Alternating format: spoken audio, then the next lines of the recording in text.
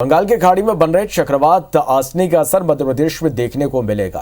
वहीं पश्चिम विक्षोभ के चलते पिछले दिनों प्रदेश के कई जिलों में बारिश हुई। भोपाल मौसम केंद्र के मुताबिक आज प्रदेश के कुछ जिलों में बादल छाए रहेंगे।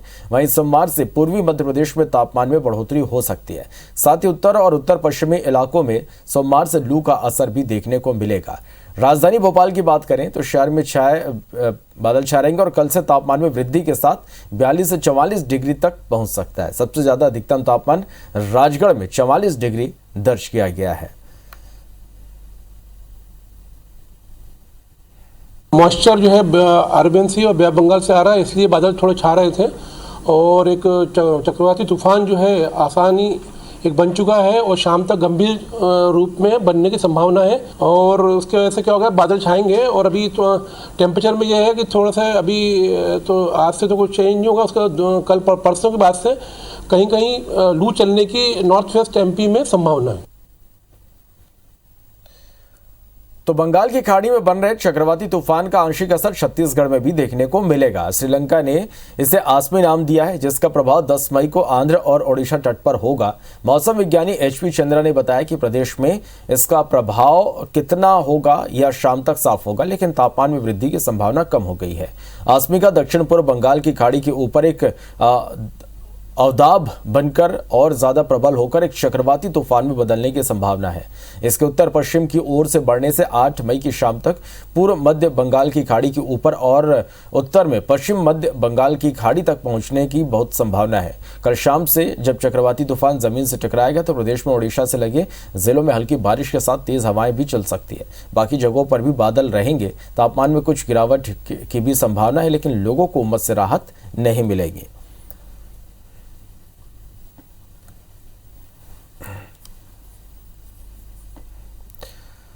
चलिए, तो कुल मिलाकर देखें तो बात मध्य प्रदेश की हो या छत्तीसगढ़ की, दोनों ही जगहों पर चक्रवात का असर जो है वो देखने को मिलेगा। ज्यादा जानकारी के लिए रुक करेंगे रायपुर से हमारे सहयोगी विनय इस वक्त हमारे साथ लाइव जुड़ गए। भोपाल से नीलम गुरवे हमारे साथ लाइव जुड़ गए। सबसे पहले विनय, मैं आपके पास आना चाहूंगा।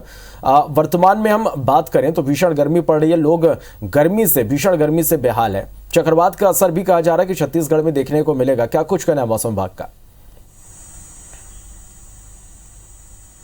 देखिए, 2-3 जो दिनों पहले बारिश हुई है छत्तीसगढ़ के कई जिलों में, जिसके कारण से रायपुर से तमाम जो जिले हैं, संभाग हैं, उनमें राहत थी। लेकिन आज से तापमान फिर से बढ़ा है और रायपुर का तापमान 43 डिग्री के पार हो गया है। अधिकतम तापमान 44 के पास जाने की जो संभावना है वो जताई गई है। लेकिन सबसे ज़्यादा जो अभी मौसम विभाग से जानकारी है वो जो आसानी नाम का जो चक्रवात है उसको लेकर के है। ये कल शाम तक ये बताया जा रहा है कि जो ज़मीन से टकराएगा, जिसका आंशिक रूप से असर छत्तीसगढ़ में भी देखने को मिलेगा। और जो उड़ीसा से लगे हुए जो ज़िले हैं, जो स्थान है, वहाँ पर हल्की बारिश हो सकती है। हवाएँ करीबन 30 किलोमीटर प्रति घंटा की रफ्तार से चल सकती हैं। रायपुर में भी इसका असर होगा। करीबन 15 किलोमीटर 20 किलोमीटर प्रति घंटा की रफ्तार से हवा चलेगी। जो मौसम जो है वो बादल छाए रहेंगे।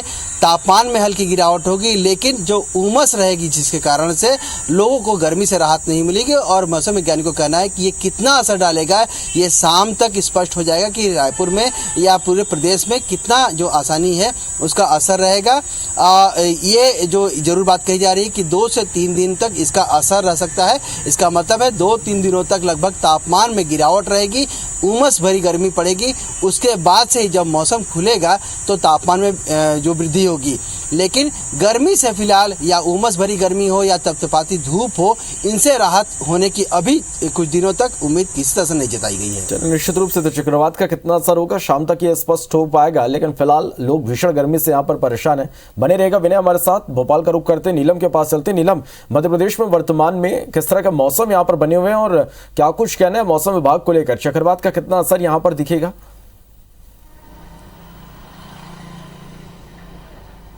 जी बिल्कुल, देखिए मध्य प्रदेश की हम बात करें तो पिछले दिनों पश्चिमी विक्षोभ के चलते कई जिलों में जो है हल्की फुल्की बारिश भी दर्ज की गई थी।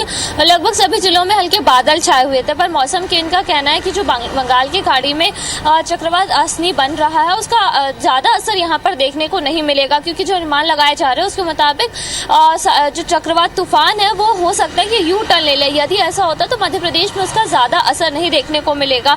वहीं अगर ऐसा होता और कोई भी सिस्टम एक्टिव नहीं होता तो मध्य प्रदेश में एक बार फिर से जो है गर्मी बढ़ सकती है। अधिकतम तापमान जिनमें पिछले दिनों गिरावट हुई थी वो कल से एक बार फिर से बढ़ सकते हैं और कल या परसों से लू का असर एक बार फिर से मध्य प्रदेश में देखने को मिल जाएगा।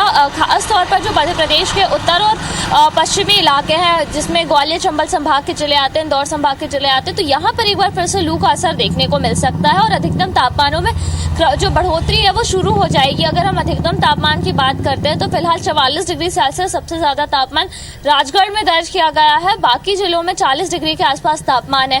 पर अगर कल से लू का असर देखने को मिलता है तो तापमानों में भी बढ़ोतरी होगी और जो तापमान है वो 40 से लेकर 42 डिग्री तक दर्ज किए जा सकते हैं।